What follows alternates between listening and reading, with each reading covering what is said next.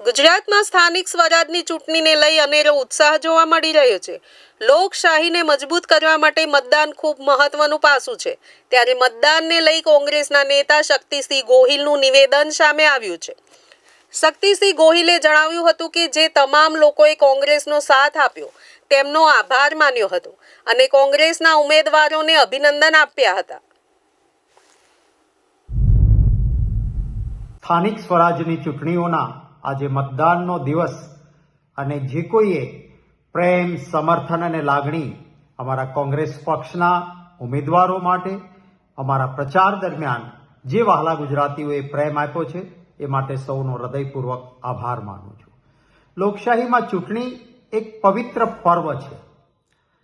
ભારતીય જનતા પાર્ટીએ અનેક પ્રકારના જે લોકશાહીમાં માન્ય નથી એવા હથગંડાઓ કર્યા। મતદારનો મત દેવાનો અધિકાર છીનવી લેવાય એ રીતના ગુંડાઓ દ્વારા પૈસાના કોથળાઓ ખર્ચીને ધાક ધમકી લાલચથી બિનહરીફ કરાવવાના પ્રયત્નો કર્યા। હું સલામ કરીશ મારા કોંગ્રેસના એ કાર્યકર્તા મિત્રોને, આગેવાનોને અને ઉમેદવારોને કે અનેક ધાક ધમકી લાલચ, સત્તાનો દુરુપયોગ આ બધાની વચ્ચે મોટા ભાગની સીટો પર કોંગ્રેસના પંજાના નિશાન પર અમારા ઉમેદવારો લડ્યા છે। એમને અભિનંદન આપું છું।